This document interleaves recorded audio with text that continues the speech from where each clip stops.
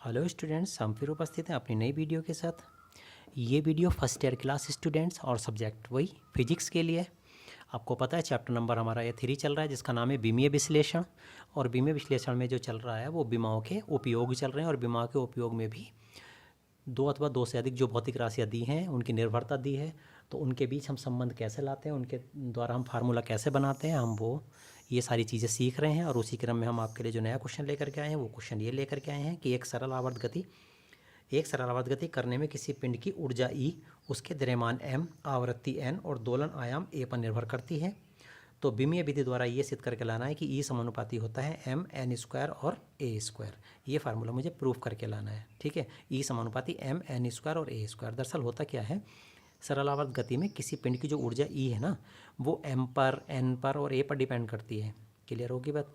m मतलब द्रव्यमान, जो गोलक का द्रव्यमान होता है, n मतलब आवृत्ति, a मतलब आयाम होता है। इस पर डिपेंड करती है ये एनर्जी।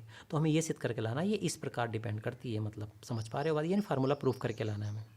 तो ठीक है, जैसे कि सवाल में दिया हुआ है तो हमने इसमें एक काम कर लिया। मान लिया E जो है ना, ऊर्जा जो है, ये पिंड की ऊर्जा जो है वो m की तो a घात, n की b घात और a की c घात पर डिपेंड करती है। तो हमने भाषा के रूप में लिखा, माना सरल आवर्त गति करते पिंड की ऊर्जा E द्रव्यमान m की a घात, आवृत्ति n की b घात और दोलन आयाम a की c घात पर निर्भर करती है। तो जब निर्भर करती है तो इसका मतलब E समानुपाती आ जाएगा m की तो a घात, n की b घात और a की c घात। और समानुपाती हटा के जब बराबर लगाते हैं तो कोई ना कोई कांस्टेंट लगा देते हैं। कांस्टेंट k लगा दिया हमने, तो E बराबर कितना आ गया, k, m की a, n की b और a की c। समीकरण नंबर फर्स्ट हो गई। अब हम यहाँ पे क्या करेंगे, दोनों ओर की बीमाएँ रख देंगे, E की b, m की b, n की b, a की b, पर k की नहीं रखेंगे, k तो यहाँ पे कांस्टेंट बताया अभी हमने, ठीक हो रही बात। तो रखेंगे दोनों ओर की बीमाएँ रखने पर, देख लीजिएगा दोनों ओर की हमने ये बीमाएँ रख दी। तो जब दोनों ओर की बीमाएँ रखेंगे तो ये आ जाएगी हमारे पास, E तो एनर्जी होता है, तो एनर्जी की जो बीमा होती है वो ml की 2t-2 होती है, इक्वल टू m की जो होती है वो m होती है, m की जो बीमा होती है वो m होती है, और ऊपर चूँकि a थी तो a हमने लगाई रखी है, और n आवृत्ति होती है, आवृत्ति की t-1 होती है, और उसके ऊपर चूँकि b है तो b हमने लगा दिया। a आयाम होता है, आयाम को मीटर में मापते हैं इसलिए इसकी बीमा l होती है, ध्यान रहे आयाम की बीमा l होती है, और इसके ऊपर c लगा दिया। तो हमने ये सारी बीमाएँ रख दी। बीमाएँ रखने के बाद हमने क्या किया, इन सारी बीमाओं की तुलना कर ली। अलग अलग करने के बाद जब तुलना करेंगे तो आप ध्यान से देखेंगे बीमाओं की तुलना करने पर क्या मिलता है हमें।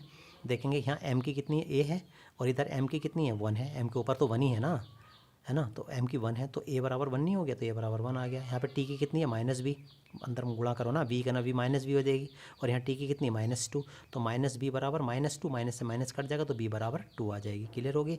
और यहाँ पे l की कितनी, c, और यहाँ l की कितनी, 2, तो c का मान कितना आ जाएगा, 2 के बराबर। तो इन बीमाओं की तुलना करने पर ये a b c तीनों के मान मैंने ज्ञात कर लिया, और ये मान निकालने के बाद मैंने जो ऊपर समीकरण नंबर फर्स्ट मानी थी ना, वहाँ पे मैंने a b c के मान रख दिए। जैसे ही मैंने a b c के मान रखे तो ये आ जाएगी हमारे पास E equal to k, constant था, m की पावर a था, n की पावर b था और a की पावर c था। तो a का मान तो आया 1 और b का मान आया 2 और c का मान भी 2 आया। ये आया देखो, उठाकर ये मान मैंने यहाँ पर रख दिए, ठीक हो गया।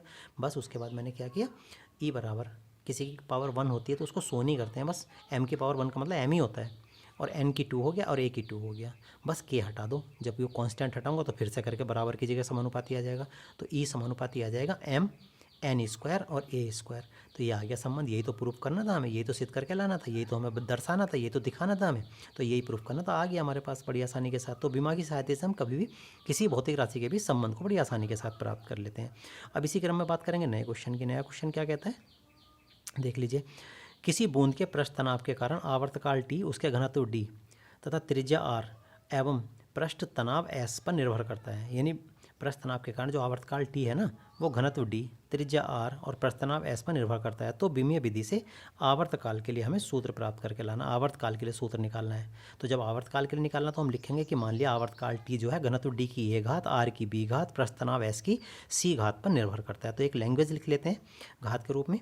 तो लिखने के बाद ये आ जाएगा हमारे पास इस तरीके से करके, देखो लिख लिया हमने आवर्तकाल, मान लिया आवर्तकाल t घनत्व d की a घात, त्रिज्या r की b घात तथा s की c घात पर निर्भर करता है। तो जब निर्भर करता है तो इसका मतलब t समानुपाती आ जाएगा d की घात a, r की घात b और s की घात c। और आपको पता समानुपाती हटा के जब बराबर लगाते हैं तो कोई ना कोई कांस्टेंट लगाते हैं, तो t बराबर आ जाएगा k, d की a, r की b और s की c। समीकरण नंबर 1 आ गई, ठीक हो गया। अब हम क्या करेंगे, दोनों ओर की बीमाएँ रख देंगे, और बीमाएँ रख करके दोनों ओर की बीमाओं की तुलना कर देंगे, और तुलना करके a b c के मान निकाल करके समीकरण नंबर फर्स्ट में रख देंगे। देखिएगा ये हमने दोनों ओर की बीमाएँ रख दी। यहाँ तो थी हमारे पास आवर्तकाल टी, आवर्तकाल की टी की तो टी होती है, और ये घनत्व की ml-3 होती है, पावर a था ऊपर रख दिया। और यहाँ पे था हमारे पास ये त्रिज्या की l होती है, b हो गया। और लास्ट में था हमारे पास प्रस्थनाप की mt-2 होती है, और उसको ऊपर c था तो ये रख दिया। टी अपनी जगह रखा हुआ है। m की टोटल हो जाएगी a तो ये रही, और m की जो c ये रही, तो m की टोटल हो जाएगी a + c, और l की b ये रही, और माइनस के 3 ये रही, तो b यानी -3a + b हो जाएगी, -3a + b l की हो जाएगी। और टी की कितनी है -2c ये रही, -2c, और कोई नहीं है टी में, तो -2c। अब दोनों ओर की क्या करेंगे, विमाओं की तुलना कर लेंगे। जब तुलना करेंगे तो देखेंगे यहाँ m की कितनी a + c, और यहाँ m की कुछ भी नहीं है, तो इसका मतलब a + c बराबर 0 आ जाएगा, समीकरण फर्स्ट। और यहाँ पे l की कितनी है -3a + b, और यहाँ भी l की 0 है, तो -3a + b बराबर 0 आ जाएगा। यहाँ पे t की कितनी है -2c, यहाँ भी t की कितनी है तो 0 आ जाएगा। ठीक हो गया, ये आ गया। तो -2c बराबर नहीं, -t की कितनी है, यहाँ पे -2c है, t की -2c, और यहाँ t की 1 है, ये 1 है, तो -2c बराबर 1, तो c बराबर कितना आ जाएगा -1/2। ये c का मान उठाया यहाँ पे रख देंगे, और a का मान आ जाएगा, ये आ गया 1/2। क्लियर हो गया बात। तो a का भी आ गया, c का भी आ गया। अब हम क्या करेंगे, a का मान यहाँ से उठाएंगे और इस समीकरण में रख देंगे। रख करके क्या का मान आ जाएगा, b का मान आ जाएगा, रख दिया। देखो ये -3 और इंटू a की वैल्यू 1/2, और प्लस b अपनी जगह है और 0 अपनी जगह है, तो यहाँ से ये आ जाएगा -3/2 जमा के b बराबर 0। जब 3/2 को इधर लेके जाएंगे तो प्लस हो जाएगा, तो b का मान कितना आ जाएगा 3/2 आ जाएगा। अब a का मान, b का मान और c का मान उठाएंगे, और जो हमने समीकरण नंबर फर्स्ट मानी थी ना उसमें रख देंगे, तो रखते ही आ जाएगा t बराबर आ जाएगा, कितना आ जाएगा, t बराबर के डी की पावर 1/2, क्योंकि डी के ऊपर a था ना, और a की वैल्यू कितनी आई, a का मान तो 1/2 आया हमारे पास, तो ये आ जाएगी d की जगह 1/2 आ जाएगी, और r की पावर b था, और b का मान कितना 3/2 आ जाएगी, 3/2 आ गई। और s की पावर c था, और c का मान -1/2 आ जाएगी। क्लियर हो रही बात, इस तरीके से करके ये आ गई, क्लियर हो गई।